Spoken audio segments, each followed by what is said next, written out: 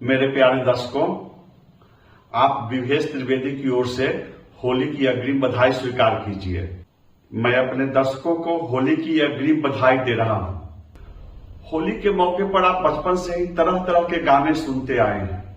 होली से संबंधित कई तरह की लोकोक्तियां, कहावतें भी प्रचलित रही हैं।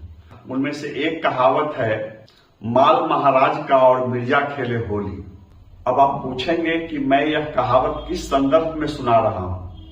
दरअसल बिहार की वैश्य राजनीति पर यह कहावत अक्षरशः चरितार्थ होती है।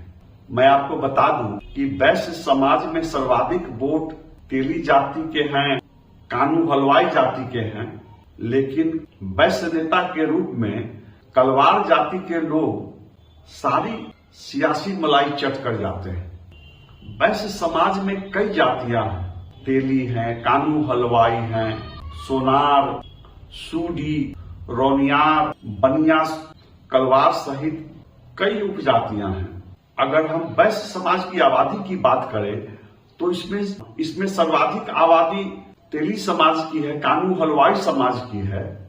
लेकिन चाहे वह बिहार विधानसभा का चुनाव हो, चाहे वह लोकसभा का चुनाव हो, वैश्य के नाम पर सारे टिकट कलवार जाति के लोग ले लेते हैं। सांसद और विधायक कलवार जाति के बनते हैं, मंत्री कलवार जाति के बनते हैं। टिकट वितरण से लेकर मंत्री पद पाने तक कलवार जाति के लोग बाजी मार लेते हैं। नमस्कार, मैं हूं विवेश त्रिवेदी और आप देखना शुरू कर चुके हैं जनता चौक लाइव। मैं अपने दर्शकों के प्रति विशेष आभार प्रकट करना चाहता हूं। अपने चैनल जनता चौक लाइव के लिए मैं एक लक्ष्य लेकर चला था। मन ही मन मैं उस लक्ष्य तक पहुंचने के लिए 4 महीने की समय सीमा बना रखा था, लेकिन आपके कमेंट, आपके लाइक और आपके शेयर करने की बदौलत मात्र मैं 2 महीने में उस लक्ष्य से आगे निकल गया। आप मेरे इस वीडियो को लाइक कीजिए, मेरे चैनल जनता चौक लाइव को सब्सक्राइब कीजिए और इस वीडियो को अधिक से अधिक शेयर कीजिए, ताकि ऐसे दर्शक भी मेरा वीडियो देख लें जो अब तक मेरे चैनल पर नहीं आ रहे हैं। इस वीडियो में मैं बहुत ही नवीनतम और रोमांचक जानकारी लेकर आया हूं। आप मेरे साथ अंत तक बने रहें। मैं बताऊंगा कि वैश्य समाज में तेली जाति के लोग क्यों नाराज हैं, तेली जाति के लोगों में क्यों आक्रोश है, असंतोष है, कानू हलवाई समाज के लोगों में क्यों असंतोष है। इस असंतोष का लोकसभा चुनाव 2024 पर क्या प्रभाव पड़ने वाला है। इस चुनाव में बिहार प्रदेश तैलिक वैश्य साहू समाज का क्या रुख होगा, मैं सब कुछ बताने जा रहा हूं। आप अंत तक बने रहिए। लोकसभा चुनाव 2024 के मौके पर तेली समाज के लोग, कानू हलवाई समाज के लोग अपनी हकमारी के खिलाफ कमर कस रहे हैं, गोलबंद हो रहे हैं। हकमारी और सौतेला व्यवहार के खिलाफ करारा जवाब की चेतावनी दी जा रही है। बिहार प्रदेश तैलिक वैश्य साहू समाज द्वारा खुली चेतावनी दी जा रही है। सबसे पहले आप जान लीजिए कि वैश्य की उपजातियों की आबादी कितनी है। हाल में बिहार में जातीय सर्वेक्षण कराया गया, अलग अलग जातियों की आबादी पर रिपोर्ट प्रस्तुत की गई। आज मैं आपको बताऊंगा कि वैश्य समाज में तेली जाति की आबादी का प्रतिशत क्या है, कानू हलवाई जाति की आबादी का प्रतिशत क्या है, सोनार स्वर्णकार जाति की आबादी का प्रतिशत क्या है और वैश्य बनिया समाज की आबादी का प्रतिशत क्या है। उसके बाद आप समझ पाएंगे कि राजनीति में किस तरह से कलवार समाज के लोग तेली और कानू समाज की हकमारी कर रहे हैं। बिहार की कुल आबादी में तेली जाति की आबादी 2.81% है। वैश्य बनिया समाज की आबादी 2.31% है। कानू समाज की आबादी 2.21% है। पर्यावरणविद और कानू समाज से जेडीयू के वरिष्ठ नेता सुरेश गुप्ता कहते हैं कि कलर्कियल भूल की वजह से हलवाई जाति की आबादी को अलग दर्शाया गया है। दरअसल कानू और हलवाई एक ही जाति है। बिहार सरकार ने कानू हलवाई को अति पिछड़ी जाति के रूप में चिन्हित किया है और अगर कानू हलवाई को एक साथ जोड़ लेते हैं तो उनका प्रतिशत 2.86% हो जाता है। सोनार, जिसे स्वर्णकार भी कहते हैं, उनकी आबादी 0.68% है। और जो जातीय सर्वे किया गया, सर्वे में 122वें नंबर पर जिन जातियों के समूह को रखा गया, उसमें भी वैश्य समाज की करीब 14 उपजातियों को रखा गया है। इसमें सूदी हैं, कलवार हैं, रोनियार हैं, ऐसी 14 उपजातियां हैं 122 नंबर पर। इनकी आबादी 1.8% बताई गई है।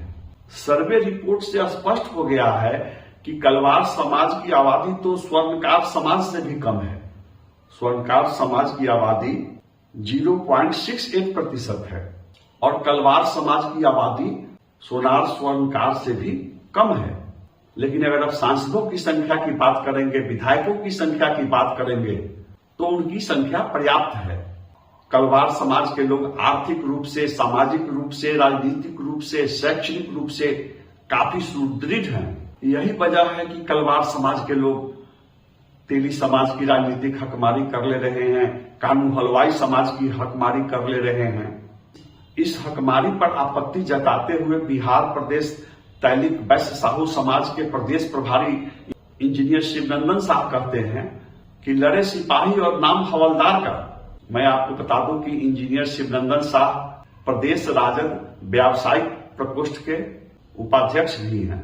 इंजीनियर शिवनंदन साह कहते हैं कि हमारा समाज अब तेली, कानू, हलवाई, वैश्य समाज की हकमारी को बर्दाश्त नहीं करेगा। वैश्य समाज के हक की लड़ाई बिहार प्रदेश तैलिक वैश्य साहू समाज लड़ता रहा है। और जब सत्ता में भागीदारी की बात आती है, सियासत में हिस्सेदारी की बात आती है, तो कलवार समाज के लोग लाभ उठा लेते हैं। हमारे दर्शक जानना चाहेंगे कि तेली समाज में, कानू हलवाई समाज में नाराजगी क्यों है, उनके असंतोष और आक्रोश की वजह क्या है। दरअसल तेली समाज में कोई दबंग नेता नहीं है, कानू समाज में कोई दबंग नेता नहीं है। ये संगठित तो होते हैं, एकजुट होते हैं, लेकिन इनकी एकजुटता का लाभ कलवार जाति के लोग उठा लेते हैं। तेली समाज का यह भी आरोप है कि जातीय सर्वे की रिपोर्ट में भी हेराफेरी की गई है। उनका दावा है कि उनकी जाति की वास्तविक आबादी का प्रतिशत कहीं अधिक है। वर्तमान में बिहार में तेली समाज से सिर्फ एक सांसद हैं, सुनील कुमार पिंटू। वे पिछली बार सीतामढ़ी से जनता दल यू के टिकट पर निर्वाचित हुए थे। सुनील कुमार पिंटू को टिकट नहीं मिला था। सीतामढ़ी से जनता दल यू ने एक डॉक्टर को टिकट दिया था। अंतिम समय में डॉक्टर साहब ने अपने हाथ खड़े कर दिए। जनता दल यू को एक प्रत्याशी की तलाश थी। आनन फानन में भाजपा के पूर्व विधायक सुनील कुमार पिंटू को जनता दल यू में शामिल करते हुए उन्हें एनडीए का टिकट दिया गया और वे जीतकर चले गए। शिवहर की भाजपा सांसद रमा देवी कलवार जाति से है। पश्चिमी चंपारण के भाजपा सांसद डॉक्टर संजय जायसवाल कलवार जाति से हैं। लोकसभा चुनाव 2019 में तिरहुत प्रमंडल से वैश्य समाज के 3 एनडीए सांसद निर्वाचित हुए थे। दूसरी ओर आरजेडी ने तिरहुत प्रमंडल में कहीं भी वैश्य उम्मीदवार को खड़ा ही नहीं किया। मुजफ्फरपुर के कांग्रेस विधायक विजेंद्र चौधरी भी कलवार हैं। विजेंद्र चौधरी लोकसभा चुनाव 2024 में कांग्रेस टिकट के प्रबल दावेदार हैं। लेकिन मैं आपको बता दूं कि मुजफ्फरपुर लोकसभा क्षेत्र में कलवार समाज के वोटरों की संख्या सिर्फ 7,000 है। पूरे मुजफ्फरपुर लोकसभा क्षेत्र में जिनकी जाति की आबादी सिर्फ 7,000 है, वे इंडिया गठबंधन के टिकट के बड़े दावेदार बताते हैं खुद को। पूर्वी चंपारण के ढाका के भाजपा विधायक पवन जायसवाल भी कलवार हैं। तो कलवार जाति के सांसद और विधायक काफी जीत कर जाते हैं। तेली, कानू समाज के लोग उपेक्षित रह जाते हैं।